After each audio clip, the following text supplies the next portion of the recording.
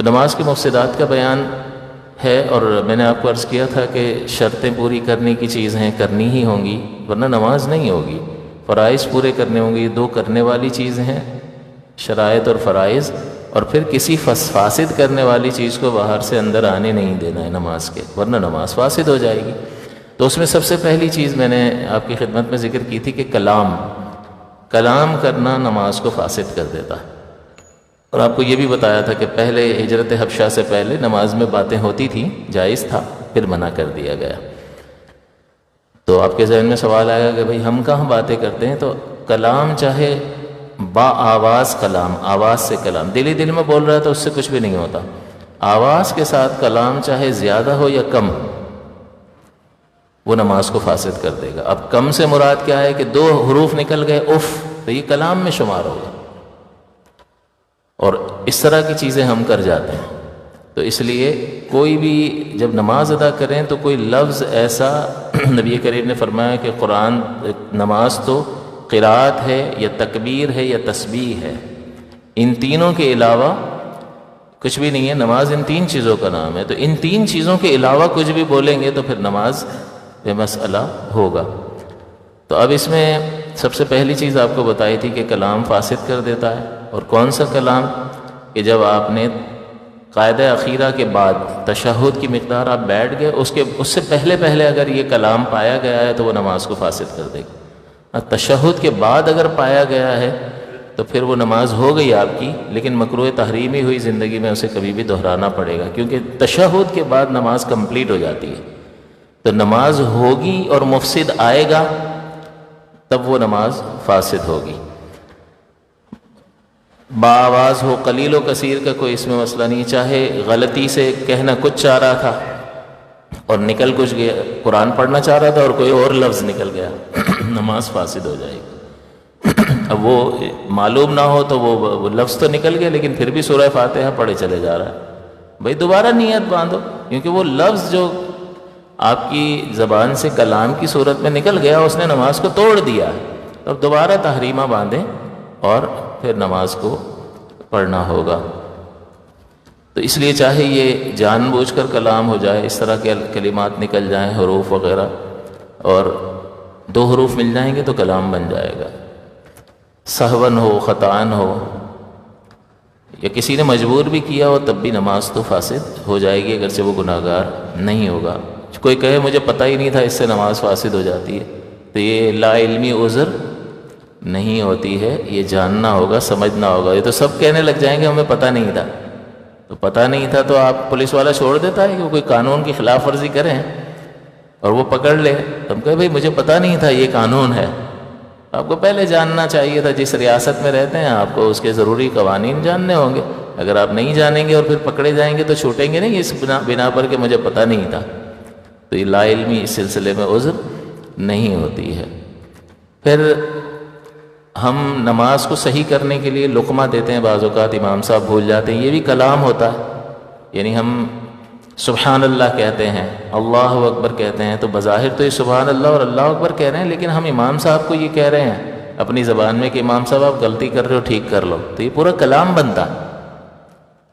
تو سبحان اللہ اور تکبیر کی نیت سے کہیں گے تو تسبیح بنے گی، تب تو اس سے نماز فاسد نہیں ہوگی، لیکن امام کو اگر لقمہ دے رہے ہوں گے تو یہ فاسد ہو جائے گی نماز، اگر بے محل لقمہ دیا۔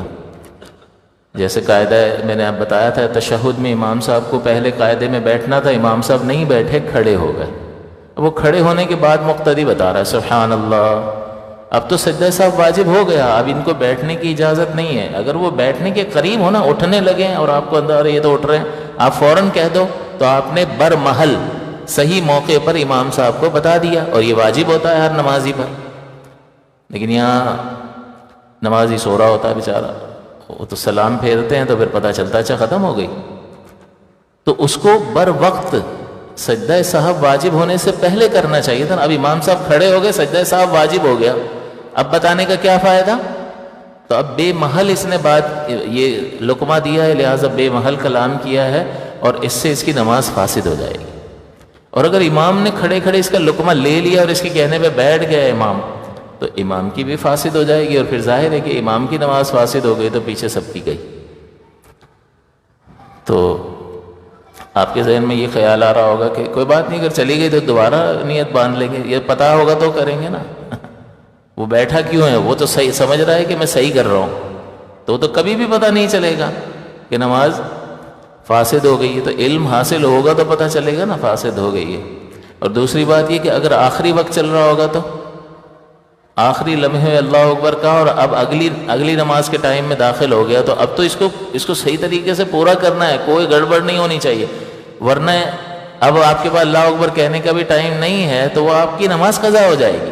میں نے آپ کو بتایا نا وقت کا مسئلہ، کہ آخری وقت میں اگر آپ کے پاس اتنا موقع ہے کہ آپ اللہ اکبر کہہ کر نماز شروع کر لیں اور پھر اگلی نماز کا وقت آ جائے فجر کے علاوہ میں، تو آپ کی ادا ہی ہے، قضا نہیں ہوئی۔ تو آپ نے ایسے وقت میں تحریمہ کی تھی، اللہ اکبر کہا تھا، 10 سیکنڈ باقی تھے، اللہ اکبر کہہ لیا، عصر کی نماز میں چلو جی عصر کی نماز شروع ہو گئی، اب مغرب کے وقت میں آپ یہ پوری کر رہے ہیں نماز مکمل، تو یہ ادا ہے، قضا نہیں ہے۔ تو اب آپ کے پاس اس کو کتنا محفوظ بنانا ہوگا کہ اگر یہ گیا تو یہ لاسٹ چانس ہے، پھر ٹوٹی تو قضا ہو جائے گی نماز۔ تو اس لیے آخری وقت کے اعتبار سے تو یہ بہت ڈینجرس مسئلہ ہو جاتا ہے، اور اس کی اہمیت کو وہ سمجھ سکتا ہے کہ جو ذرا غور کرے کہ شریعت نے کتنی تاکید فرمائی ہے۔ کھڑے نہیں رہ سکتے، بیٹھ کر پڑھ لو، بیٹھ کر نہیں پڑھ سکتے لیٹ کر پڑھ لو، اپنے اعضاء کو حرکت نہیں دے سکتے، اشارے سے پڑھ لو۔ تمہاری طہارت قائم نہیں رہتی ہے تو اگر تم معذور شرعی ہو تو اس کی شرائط پوری ہوتی ہیں تو پھر تم اسی طرح نماز پڑھ لو۔ ایسا نہیں ہے کہ وضو قائم نہیں رہتا تو نماز نہیں پڑھنی ہے، بلکہ اس کے لیے احکام الگ شریعت نے بتا دیے کہ اپنا یہ امتحان لے لو اور اس کے بعد تم معذور شرعی ہو اور ویسے ہی نماز پڑھ سکتے ہو۔ تو اس سے اندازہ نہیں ہوتا کہ شریعت کتنی محتاط ہے اس معاملے میں، کتنی احتیاط کا ہمیں تقاضا کر رہی ہے کہ ہمیں نماز کے سلسلے میں احتیاط برتنی ہوگی۔ یہ اتنی اہم چیز ہے۔ یہ بھی فقہا بیان کرتے ہیں کہ اتنا وقت تھا، ایک کوئی بچہ بالغ ہو گیا، نماز کے ختم ہونے میں اتنا وقت تھا کہ وضو کر کے اللہ اکبر کہہ لیتا، بچہ بالغ ہوا، اس پر اس وقت کی نماز فرض ہوگی یا نہیں؟ ہو جائے گی۔ کافر مسلمان ہوا، نماز فرض ہو جائے گی۔ مخصوص ایام کسی بہن کے چل رہے تھے عورت کے، اور وہ اس وقت میں پاک ہوئی اور اتنا وقت تھا، یعنی وہ 10 دن جو اس کی زیادہ سے زیادہ مدت ہوتی ہے اس مدت سے وہ پاک ہوئی، تو پھر وہ پاک تصور کی جائے گی اور پھر وہ طہارت حاصل کر کے اللہ اکبر کہنے کی بھی گنجائش ہوگی تو اس وقت کی نماز اس پر فرض ہو جائے گی۔ تو یہ سارے احکام کیسے نکلیں گے؟ اسی سے تو نکلیں گے۔ تو ہمیں پتہ چلتا ہے اس سے نماز کی اہمیت کا۔ تو ہمیں غور کرنا چاہیے کہ بہت زیادہ سنبھال کر کہ کوئی مفسد ہماری نماز کو خراب نہ کرے۔ احتیاط کی ضرورت ہے۔ میں کئی بار مثال دے چکا ہوں کہ کھانا بناتے ہیں تو کوئی چیز کہیں زیادہ نہ ڈل جائے، کیوں بھائی 200 روپے کا گوشت ہے، یہ مسالے فلاں چیز اتنی محنت کی ہے، پتہ چلا جب دسترخوان بچھائیں تو سبھی کھڑے ہو جائیں، اچھا ہی نہیں لگ رہا، تو اس وقت اس ڈش کو خراب ہونے سے، کوئی غلطی ہونے سے کتنی حفاظت کرتے ہیں۔ تو دنیاوی معاملات میں تو اتنی احتیاطیں، اور اللہ کی عبادت میں ایسی بے توجہی کہ پتہ ہی نہ ہو تو یہ محل نظر ہے۔ پھر اس سے بندہ اللہ کے قریب کیسے ہوگا کہ فقط وہ گنتیاں پوری کر رہا ہے، میں نے پڑھ لی ہے بھائی، احتیاط کے ساتھ پڑھ۔ بھول کر اگر سلام پھیر دیا تو چونکہ بھول کر سلام پھیرا ہے، سلام نماز میں پھیرا جاتا ہے نا، تو بھول کر اگر لفظ سلام پھیر دیا ہے تو وہ نماز ہی میں ہے، اس کی نماز نہیں ٹوٹی۔ بعض اوقات بعد میں شامل ہوتے ہیں اور امام صاحب کے ساتھ غلطی سے ان کو یاد نہیں رہتا کہ میں بعد میں آیا تھا، سلام پھیر کر پھر وہ برابر والا کھڑا ہوتا ہے تو اس کو بھی یاد آتا ہے میں بھی تو اسی کے ساتھ تھا، تو وہ بھی کھڑا ہو جاتا۔ تو اب سوال یہ پیدا ہوتا ہے کہ یہ سلام باتیں کرنا ہے نا، ہم جب یہ سلام پھیر رہے ہوتے ہیں تو برابر والے کو سلام کر رہے ہوتے ہیں۔ ہماری جس طرف اگر ہم دائیں طرف سلام پھیر رہے ہیں اور اس طرف امام ہے تو امام کی بھی نیت کریں گے، فرشتوں کی بھی نیت کریں گے، اور جتنے افراد یہاں ہوں گے اس طرف ان کی نیت کریں گے۔ پھر دوسری طرف سلام پھیر رہے ہیں تو جتنے دوسری طرف لوگ بیٹھے ہوں گے اور فرشتوں کی نیت کریں گے، اور اگر اکیلے پڑھ رہے ہوں گے تو فرشتوں کو سلام کرنے کی نیت کریں گے۔ تو سلام کرنا باتیں ہوتا ہے نا، باتیں کرنا ہوتا ہے، یہ باتیں کرنے کے ذریعے سے بندہ نماز سے باہر نکل جاتا ہے۔ لیکن بھولے سے اگر لفظ سلام بول دیا یعنی سلام پھیر دیا تو نماز فاسد نہیں ہوگی۔ پھر مزید یہ سوال کہ کلام فاسد کرتا ہے نماز کو، تو اشارہ کرنا یہ کلام ہے یا نہیں ہے؟ تو اشارہ کرنا کلام نہیں ہے۔ جب میں نے آپ کو یہ اصولی بات بتا دی تو اب میں آپ سے اگر پوچھوں کہ کسی نے کوئی بات پوچھی، آپ نماز پڑھ رہے ہیں اور آپ نے یوں کر دیا، تو نماز فاسد ہوگی؟ نہیں ہوگی، کیونکہ کلام سے فاسد ہوتی ہے، یہ کلام نہیں ہے، لہٰذا اشارہ کرنے سے فاسد۔ تو کسی نے کوئی چیز پوچھی اور آپ نے اشارہ کر کے منع کر دیا یا ہاں کر کے یا ہاتھ کے اشارے سے بتا دیا تو نماز فاسد نہیں ہوگی، ایک ہاتھ کے اشارے سے۔ تو یہ ذہن میں رہے۔ بعض اوقات لوگ پریشان ہو جاتے ہیں،